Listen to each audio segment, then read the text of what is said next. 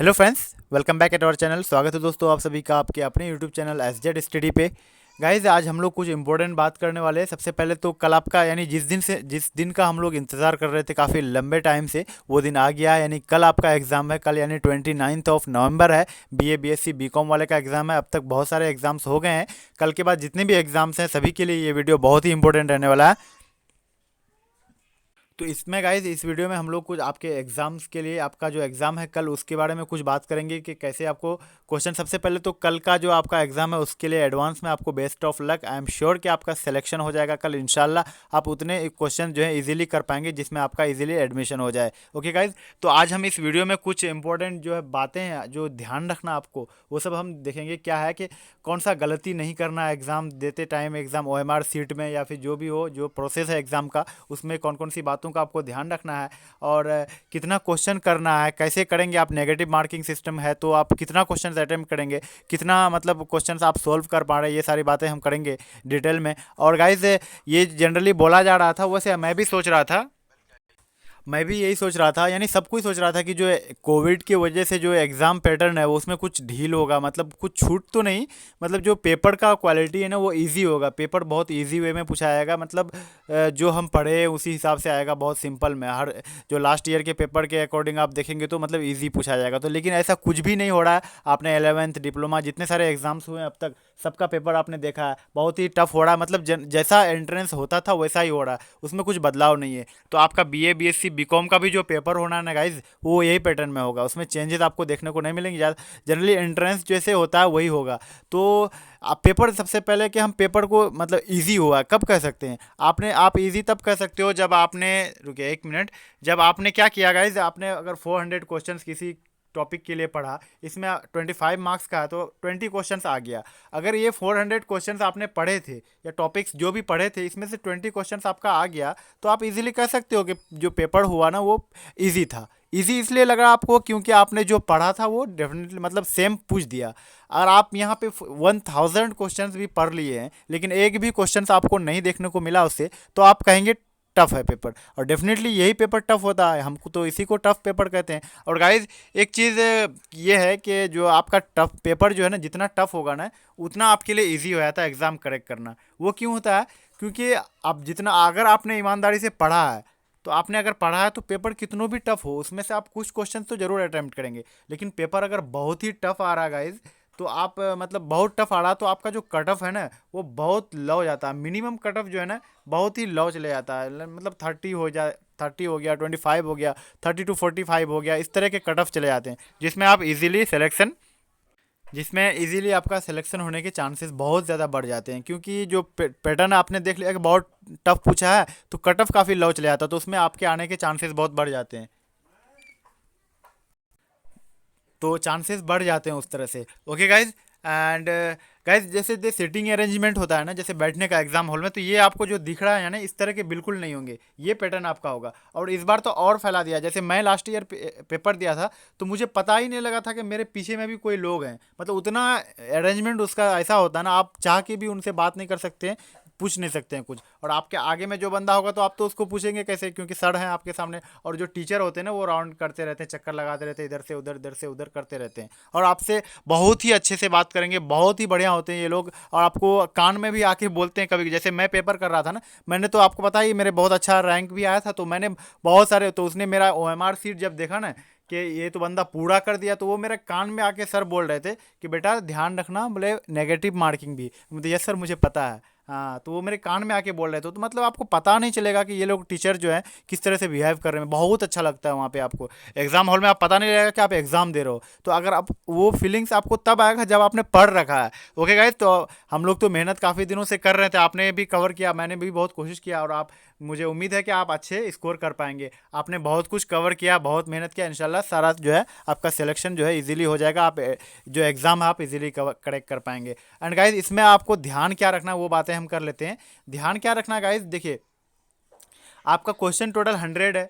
आपको क्या करना है, ध्यान, ये सब बहुत ज़रूरी है, आपको एग्जाम से पहले ये सब चीज़ें समझ लेना। गाइज अगर 100 नंबर का आपका क्वेश्चन है, 100 मार्क्स है, तो इसमें आपका सिलेक्शन जो है ना वो 50 आप मान के चलेंगे कि 50 ला रहे हैं तो मेरा सिलेक्शन फिक्स है। लेकिन करना कितना क्वेश्चन है, आप क्या करेंगे, सबसे पहले क्वेश्चन नंबर फर्स्ट निकालेंगे, देखेंगे आप फर्स्ट सेक्शन में शायद इंग्लिश का होता है, फर्स्ट क्वेश्चन निकालेंगे, देखेंगे आपसे सोल्व हो रहा है कि नहीं, पैसिव का रहेगा आपका, पैसिव एक्टिव कुछ रहेगा ऐसा ही क्वेश्चन। तो ये क्वेश्चन आप देखेंगे सोल्व हो गया 100%, ये सोल्व किया तो उसको कलर कर देना है, और छोड़ना नहीं कि ऐसा नहीं कि एक नंबर आ रहा तो इसको टिक कर दिया, तो बाद में ना उलझ जाएंगे। टाइम बहुत लिमिटेड टाइम है आपके पास, 120 मिनट में 100 क्वेश्चंस करने हैं, उसमें आपका OMR वगैरह पहले ही वैसे फिल करा दिया जाता है। तो यहाँ देखना है आपको, ध्यान रखना कि एक क्वेश्चन आपका फर्स्ट क्वेश्चन जो है ये 100% आपका आ रहा है, इसको आपका इसका काम जो है आप फिनिश कर दिए, इसको कलर कर दिए, ऐसे काम खत्म इसका। उसके बाद सेकंड क्वेश्चन जो है ये भी आपको आ गया, ये भी आप कलर कर दिए, काम खत्म। उसका थर्ड क्वेश्चन जो है ये आपको नहीं आ रहा, ये आपको नहीं आ रहा, तो आप इसके लिए क्या करेंगे, तो इसको छोड़ देंगे, इसको आप छोड़ देंगे, लेकिन इसमें टिक लगाएंगे आप। जो क्वेश्चन नहीं बनेगा ना उसमें आप थोड़ा सा टिक लगा देंगे कि ये मेरा बाकी है, जिससे पता चल जाए। उसके बाद फोर्थ क्वेश्चन जाएंगे आप, फोर्थ क्वेश्चन भी नहीं आया, फिर इसमें भी छोटा सा टिक लगा देंगे ऐसे। फिर फिफ्थ क्वेश्चन गए, ये आपको इजीली आ गया, जब श्योर जिसमें आप 100%, ये इसका आंसर आपका ऑप्शन डी है, आपको पता चल गया फिफ्थ नंबर का, ये आप क्वेश्चन कर लिए। उसके बाद क्वेश्चन सिक्स में चले गए, नहीं आ रहा, सेवन चले गए, नहीं आ रहा, एट चले गए, नहीं आ रहा, नाइन्थ आपका आ रहा है, तो वो फिर बना लेंगे। बाकी जो जो नहीं आएगा उसमें छोटा छोटा टिक लगा देना, ये क्वेश्चंस मेरे से नहीं आ रहा है। बाकी आप 100 तक जो है ना इसी तरह इसी पैटर्न में चलेंगे और देखेंगे वहाँ तक। उसके बाद आप काउंट कर लेंगे कि कितना टिक लगा हुआ है, यानी टिक लगा हुआ जिन क्वेश्चंस में है वो आपका नहीं बना, तो वो कितना टिक लगा हुआ है आपका 60 जो है टिक लगा हुआ आ गया। आपने काउंट किया 60 जो है ना आपका टिक लगा हुआ क्वेश्चन आ गया, जो आप नहीं अटेम्प्ट कर पाए, जो आपको समझ नहीं आया, या 50% है छोड़ दिया आपने, मतलब 60 आ गया। ऐसा आपने 40 क्वेश्चन जो है ना आपने 100% सोल्व कर लिए, यानी 40 मार्क्स आपका फिक्स हो गया। तो अब 40 मार्क्स में तो आप छोड़ नहीं सकते हैं, डाउट है यहाँ पे, क्यों नहीं छोड़ सकते हैं, क्योंकि सिलेक्शन आप क्या पता कट ऑफ आपने 40 कर लिया, तो इसका मतलब क्या पता आपसे जो ज़्यादा लोग हैं 500 और जो स्टूडेंट्स हैं, मतलब जो रैंक बनता है 500 का जो लिस्ट आता है, तो वो स्टूडेंट जो है वो सबने अगर 50 कर रखा हो, 50 उसका सही होता, आप तो गए, मतलब 40 में तो आपका नहीं होगा, अब कोई चांस ही नहीं है, क्योंकि जो 500 लिस्ट है उसमें से 500 स्टूडेंट्स ने 50 प्लस कर रखा सही, आपने 40 पे ही खत्म हो गया, मतलब नहीं होगा उसके बाद। तो अब क्या करना, सेकेंड स्टेप में आपको फिर से एक बार लगाना है एकदम स्पीड में। क्या करना है कि देखना है कि 80% 50% कौन सा क्वेश्चन में चांस बन रहा है। आपने फर्स्ट क्वेश्चन कर लिया था, सेकंड भी कर लिया था, थर्ड क्वेश्चन में आपको डाउट था, मतलब डाउट ये था कि नहीं इसका आंसर हमको ए भी लग रहा है, सी भी लग रहा है, तो आप इसको जल्दी से 40 सेकंड के अंदर कंफर्म कीजिए कौन सा है, और जो लग रहा है उसको एकदम टिक कर देना। इस तरह भी के भी क्वेश्चंस आपके 20 होंगे लगभग, यानी डाउट वाला, जिसमें आपको लगेगा कि ऑप्शन ए भी सही है, ऑप्शन सी भी सही है, तो इसमें जो आपको सही लगेगा, ए लगेगा सही, ए टिक कीजिएगा जल्दी से, इसको भी आप कवर कर लेंगे। तो आपका 40 से लेकर 60 तक हो गया, जिसमें आपका 40 कंफर्म था, बाकी 20 क्वेश्चन जो है, 20 क्वेश्चन जो था इसमें डाउट था आपको, तो ये क्वेश्चन टोटल मिला के आपका 60 मार्क्स का हो गया। 60 में से आप जो एवरेज, अगर जैसे जो एवरेज निकालते हैं तो आपका 55 फिक्स नंबर आ रहा है। तो गाइज ये आपका हो गया कंफर्म, आपने 60 कर लिया, लेकिन फिर भी आपको लग रहा है कि इसमें से मेरे कुछ और जा सकते हैं, गलत हो गया, मतलब पता नहीं, और भी क्वेश्चंस आपको अगर आ रहे हैं तो और 10-12 और टिक कर देंगे, क्योंकि गाइज मेरे जो है ना और भी मार्क्स आते, मैंने गलती क्या कर दिया, मैंने ऑलरेडी 80 क्वेश्चंस बना लिए थे, उसके बाद हमको बर्दाश्त ही नहीं हुआ, हमको तो क्यों छोड़ें यार इसको भी। सारे क्वेश्चंस को मैंने, मतलब सारा तो नहीं, लगभग 90 प्लस क्वेश्चंस को मैंने सोल्व कर दिया, मैंने 90 प्लस क्वेश्चन सोल्व कर दिया लगभग। तो उसमें मेरे नेगेटिव मार्किंग भी बहुत सारे मतलब नहीं कटे थे। आपको जैसे है ना नेगेटिव मार्किंग जो सिस्टम है, नेगेटिव मार्किंग जो सिस्टम है ना गाइज, ये बहुत ज़्यादा डरने वाला नहीं है, कि आपको घबराने की ज़रूरत नहीं है। इससे क्या है कि 1/4 है, अगर आप गाइज एक्सटर्नल वॉइसेज आ जाते हैं ना, इसलिए थोड़ा स्किप करना पड़ता है, आप इग्नोर कीजिएगा, मैं बार बार कर रहा हूँ कि लोकेशन थोड़ा सही नहीं है ना, तो आ जाते हैं वॉइस। गाइज देखिए कट मतलब नेगेटिव मार्किंग के बारे में बता रहा, आपने 40 क्वेश्चन सही किया था ना, इसमें आपको आगे बढ़ने के चांसेस कैसे हैं, 1/4 होता है नेगेटिव मार्किंग, तो ज़्यादा घबराने की बात नहीं है इसमें।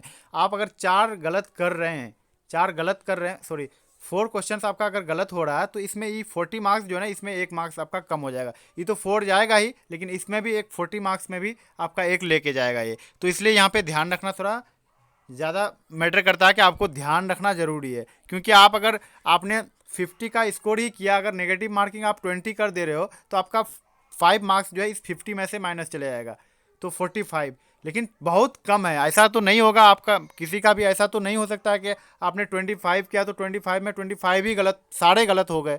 अगर सारे गलत हो गए तो तब भी 6-7 नंबर आपका ओरिजिनल वाला कट जाएगा, तो इतना तो हमको नहीं लगता गलत हुआ है। आपको फिर मैं बता रहा हूँ कि आपको एक्स्ट्रा जितने भी क्वेश्चंस करना है ना, पहले उन क्वेश्चंस को करना है जिसमें आपको डाउट था कि ए है या सी है ऑप्शन, राइट आंसर जो है ए है या सी है। तो इन सब क्वेश्चंस को पहले करना, फिर भी यानी श्योर मिला के, यानी 100% वाला क्वेश्चन जो सही है वो मिला के, और 50% यानी जो ए सी डाउट वाला क्वेश्चन मिला के आपका 60 बन रहा है। तो और भी क्वेश्चंस आपको करने हैं, और आप 10 क्वेश्चंस और कर लेंगे मेरे अकॉर्डिंग, या फिर नहीं जी करेगा तो छोड़ देंगे। आप अगर श्योर हैं तो 60 मार्क्स में कि नहीं मेरा तो बन रहा है 60, तो आप छोड़ देंगे, आपका रैंक में आ जाएगा, सिलेक्टेड लिस्ट में आप आ जाएंगे।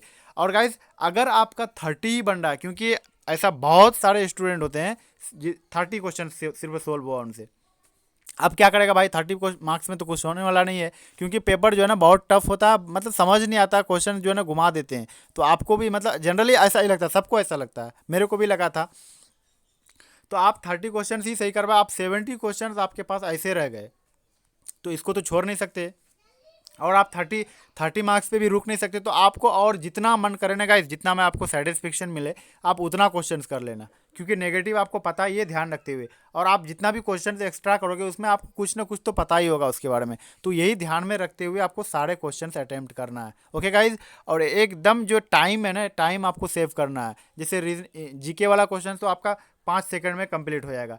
सबसे ज़्यादा जो टाइम लेता है ना गाइज, रीजनिंग वाला क्वेश्चन, रीजनिंग कितनों भी इजी पूछा जाए वो टाइम ले लेता है। तो ज़्यादा आपको टाइम नहीं देना, आपको सोचना है कि और भी क्वेश्चन है मेरे पास। रीजनिंग में आपको 10 में से 10 लाना है, 100% हर हाल में आपको 10 में से 10 लाना है। बहुत इजी होता है, आप पढ़े नहीं पढ़े फिर भी आप सोल्व कर लोगे रीजनिंग के क्वेश्चन। तो गाइज टाइम लिमिटेड करना, टाइम का ध्यान रखना ज़रा सा, ठीक है। आप डायरेक्टली क्वेश्चंस को पकड़ेंगे, जैसे रिलेशन वाला आ गया तो उसके बाप का बेटा का पोता, तो आप अपने फैमिली में देखेंगे कि मेरे बाप का बेटा का वाइफ, तो आप अपने जैसे देख रहे हैं कि मेरे बाप का, मेरे पिताजी का बेटा का वाइफ बोला है तो मतलब मेरे भाई की वाइफ। तो इस तरह डायरेक्टली आप सोल्व करने की कोशिश करेंगे तो बहुत जल्दी डायरेक्शन आपको दिख रहा है कि एक आदमी यहाँ पे एक बिंदु में है, नॉर्थ में जा रहा है, तो मतलब नॉर्थ आप पहले शो कर लेंगे, नॉर्थ ऊपर में होता है, नॉर्थ में जा रहा, फिर 5 किलोमीटर ईस्ट गया, ऐसे ऐसे आपको वहाँ रफली कर लेना, रफ पेज दिया हुआ लास्ट में कर लेना, क्योंकि जल्दी बन पाएगा इससे। या फिर क्वेश्चन में ही करोगे, कोई क्वेश्चन पेपर आपका छिनने वाला नहीं है, आपका है, आप अपना रफ कर लेंगे उस पर जहाँ पे आपको मौका मिलेगा। ओके गाइस, तो जल्दी से सोल्व करने का कोशिश कीजिएगा,